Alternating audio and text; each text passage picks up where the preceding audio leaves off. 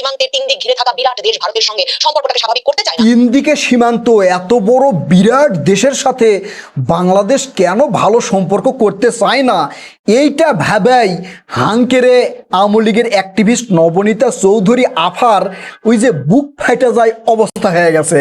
তো আপা, আপনার শরীরের অনেক জায়গায় চারিদিকে চুল আছে, আপনি সেই চুল ফালায় দেন কেন? আপনার শরীরের তো ওখানে চারিদিকে চুল, তাই না? বিরাট এরিয়া জুড়ে চুল, সেই চুল আপনি ফালায় দেন কেন? কারণ ওই চুল আপনার জন্য ক্ষতিকর। ওই 3 দিকে সীমান্ত আছে দেখাই তারে তুলু তুলু কইরা সে যা বলবে সেটা মাইনেই তার সাথে ভালো সম্পর্ক করতে হবে। এই সায়েন্স আপনাকে কে শিখাইছে? আপনার মা শেখ হাসিনা, তাই না? আজকে নবনীতা চৌধুরীর অনেকগুলো কথা শোনাবো এবং উত্তরও দিব। আপনাদের কাছে একটা বিশেষ রিকোয়েস্ট থাকবে, ভিডিওতে একটু লাইক কমেন্ট কইরা যারা ফেসবুকে দেখবেন একটু শেয়ার করে দিয়েন। হাঙ্কে নবনীতা আফার কাছে এই ভিডিওটা যাওয়া দরকার, কারণ তিনি অনেক দিন থাইকে এই তারেক রহমান কেন দিল্লিতে সফরে যাচ্ছে না, বাংলাদেশ কেন দাদাবাবুদের দেশের সাথে ভালো সম্পর্ক করতেছে না, কেন আওয়ামী লীগের হাসিনার মতো তুলু তুলু করতেছে না, এই নিয়ে তার প্রচুর মাথা ব্যথা।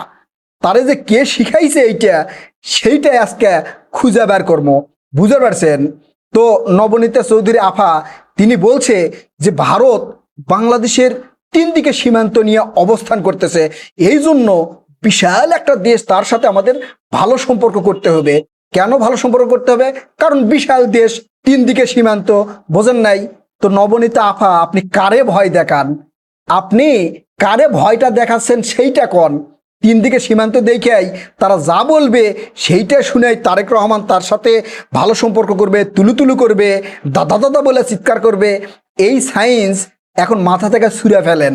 আপনার মা হাসিনা যেটা আপনার মাথায় দিয়ে গেছে সেটা একবার দূরে সরে দেন। আগের বাংলাদেশ নেই। দাদাবাবুদের দেশ তো আমাদের শত্রু না রে ভাই, আমাদের প্রতিবেশী দেশ। তাদের সাথে সুসম্পর্ক হবে, ভালো সম্পর্ক হবে, এটা আমরাও চাই। কিন্তু সেই সম্পর্ক হবে সমান সমান স্বার্থের বিনিময়ে। ওই যে আজকে বলবে ইলিশ দাও, কালকে বলবে করিডর দাও, তারপরের দিন বলবে ক্ষমতায় থাকতে চাইলে আমাদের কথা শোনো, আমরা যা বলবো তাই, আমরা বলবো ওকে মন্ত্রী বানাও, ওকে এমপি বানাও, ওরে ওই জায়গায় বসাও। তারেক রহমান এগুলো মেনে নিয়ে আপনার ওই যে বাবার দেশ, দাদাবাবুদের দেশ, সেই দেশের সাথে ভালো সম্পর্ক করবে। এই চিন্তা ভাবনা আপনারা কেমনে করতেছেন?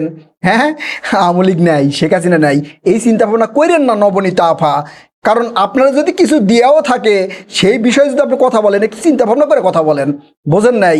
নবনীতা আফা আর কি কি কইছে সেটা আগে শোনেন, তারপরে বলতাছি। কেন খলিলুর রহমান বারবার ফেসবুকে পোস্ট করছেন এবং ফেসবুকে পোস্ট করে ভারতকে কড়া কড়া বার্তা দিয়ে যাচ্ছেন। আফা কইতাছে পররাষ্ট্র মন্ত্রণালয়ের পররাষ্ট্রমন্ত্রী ডক্টর খলিলুর রহমান ফেসবুকে পোস্ট কইরা দাদাবাবুদের দেশকে কড়া কড়া বার্তা দিচ্ছে। আর এই জন্যেই মানে ওই যে আবার বলি ফাইটা যাই হয়ে গেছে আওয়ামী লীগের অ্যাক্টিভিস্টদের। বোঝেন নাই যে দাদাবাবুদের দেশকে কেন কড়া কড়া বার্তা দিবে? হ্যাঁ নবনীতা আফা, শোনেন শোনেন, এইটা বাংলাদেশের পররাষ্ট্রমন্ত্রী ডক্টর খলিলুর রহমানের বক্তব্য না, এই বক্তব্য হচ্ছে বাংলাদেশের জনগণের। দাদাবাবুদের দেশ বইলাই তাদেরকে তুলু তুলু কইরা মিষ্টি মিষ্টি বক্তব্য শোনাতে হবে, তারা যা বলবে সেটাই মেনে নিয়ে চলতে হবে। এই চিন্তা ভাবনা আপনারা কে দিছে? আর কড়া কড়া বক্তব্য যদি বাংলাদেশের পররাষ্ট্র মন্ত্রণালয় আপনার বাবা মানে এই নরেন্দ্র মোদীর দেশকে শুনাই, তো আপনার খুশি হওয়ার কথা বাঙালি হিসাবে। তো আপনি এইরকমভাবে ভয় পাচ্ছেন কেন? আর বাংলাদেশের জনগণকে কি ভয় দেখাচ্ছেন? বাংলাদেশের জনগণ কি ভয় করে? ভয় করার দিন শেষ হয়ে গেছে। আপনার মা শেখ হাসিনা কইতো যে আমি যা দিছি সারা জীবন মনে রাখবে। এখন দাবার ছক পাল্টে গেছে, গুটি চেঞ্জ হয়ে গেছে। এখন তারেক রহমান বলবে আমি যা নিছি সেটা সারা জীবন মনে থাকবে, ওই যে দিছি সেটা আর থাকবে না। বুঝতে পারছেন? চিন্তা ভাবনা করে কথা বললেন। এখন আগের যুগ নেই, এখন বাংলাদেশ কড়া কড়া বার্তা না, এর চেয়েও যদি আরো কোনো মানে কড়া ভাষা ব্যবহার করার প্রয়োজন হয় বাংলাদেশ তাই করবে। বাংলাদেশ কারো খায়ও না, কারো পরেও না, বাংলাদেশ কারো মানে দাসত্বও না। আগে দাস বানায় দিয়ে গেছিল আপনার মা হাসিনা। বুঝতে পারছেন? আর আপনার বাবা নরেন্দ্র মোদী তখন মানে যা বলতো তাই বাংলাদেশে হতো, যেভাবে বলতো সেভাবেই হতো। বাংলাদেশের বিভিন্ন জায়গায় মাদ্রাসা টাদ্রাসায় যাইয়া একটু দেখাতো যে এই যে এখানে জঙ্গির আস্থানা, এটা হচ্ছে জঙ্গি উদ্ধার, এই জিহাদি বই পাওয়া গেছে। এগুলো পরিকল্পনা কোথা থেকে আসতো সেটা আমরা ভালো করেই জানি। আপনার মা শেখ হাসিনা বাংলাদেশ থেকে যাওয়ার পরে এই ধরনের ঘটনা আর নেই, এখন আর খুঁজে পাওয়া যাইতেছে না। বোঝেন নাই বিষয়টা? তাই ওই যে পশ্চিমা বিশ্বকে আপনার আব্বা নরেন্দ্র মোদী বুঝাবে যে বাংলাদেশে এইটা হয়েছে ওইটা হয়েছে, বাংলাদেশে জঙ্গির উত্থান হয়েছে, মৌলবাদের উত্থান হয়েছে, এই বোঝানোর সুযোগ নেই। কারণ বাংলাদেশে ওই নাটক আর হবে না। ওই নাটক না হলে পশ্চিমা বিশ্ব সেটা বিশ্বাসও করবে না। বুঝতে পারছেন নবনীতা চৌধুরী? তাই আপনাদের এখন বুক ফাইটা গেলেও লাভ নাই রে ভাই। মমতাদের মতো শুধু গানই বলবেন ফাইটা যায়, বুকটা ফাইটা যায়। তারেক রহমান এখন যেটা করবে সেটা দেখবেন, আর আপনারা মমতাজের সেই গানটা বলবেন, লাভ হবে না। ডক্টর খলিলুর রহমানকে ধন্যবাদ।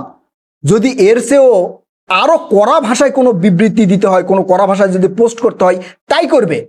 এটা বাংলাদেশের জনগণের ভাষা, এটা আমাদের ভাষা, এটা জাতীয়তাবাদী বিএনপির ভাষা, এইটা আওয়ামী লীগের ভাষা না, এটা ছাত্রলীগের ভাষা না, এটা যুবলীগের ভাষা না যে তুলু তুলু তুলু তুলু করবে। বুঝতে পারছেন নবনীতা আফা? তাই বাংলাদেশের জনগণকে ভয় দেখান না। এই বাংলাদেশের জনগণ 1971 সালে পাকিস্তানের বিরুদ্ধে যুদ্ধ কইরা দেশ স্বাধীন করছে, এবং আপনার মা শেখ হাসিনার মতো এইরকম স্বৈরাচার বাংলাদেশে 71 সালের পর থেকে অনেকে হওয়ার চেষ্টা করেছিল। আপনার আব্বা শেখ মুজিবুর রহমানও হওয়ার চেষ্টা করেছিল, হতে পারে নাই, জয় বাংলা হয়ে গেছে। তারপরে হোসেন মোহাম্মদ এরশাদ হতে চাইছিল, হইতে পারে নাই, জয় বাংলা হয়ে গেছে। আপনার মা শেখ হাসিনা সর্বশেষ আইসা বাংলাদেশটাকে নিজের বাপের সম্পত্তি মনে করার চেষ্টা করেছিল, করতে পারে নাই, জয় বাংলা হয়ে গেছে। তার মানে বুঝতে পারছেন বাংলাদেশের জনগণ ভয় করে না, বাংলাদেশের জনগণ কাউকে ডরায় না। বাংলাদেশের জনগণ পরিশ্রম করে, বাংলাদেশের জনগণ পরিশ্রম করে হক হালাল পরিশ্রমের টাকা খায়। বুঝতে পারছেন? কিছু কিছু অসৎ যারা আছে তাদেরকে ছাড়া সেই পরিশ্রমের হক হালালের টাকা পেটের মধ্যে আছে, হক হালাল রক্ত আছে, হক হালাল উপার্জনের টাকা দিয়ে শরীরে শক্তি যোগাইছে। বুঝতে পারছেন? এই জন্য বাংলাদেশ এখন আর কাউকে ভয় করে না। এগুলো ভয় দেখান না যে বাংলাদেশের 3 দিকে দাদাবাবুদের সীমান্ত, সেই বিরাট দেশের সাথে বাংলাদেশ কেন সুসম্পর্ক করতেছে না, তারেক রহমান কেন সফরে যাচ্ছে না, তারেক রহমানের সফরে যাওয়া উচিত। তারেক রহমান কি আপনার কথা মতো চলে? তারেক রহমান কি আপনার বুদ্ধিতে চলে? তারেক রহমান নিজস্ব বুদ্ধিতে চলে।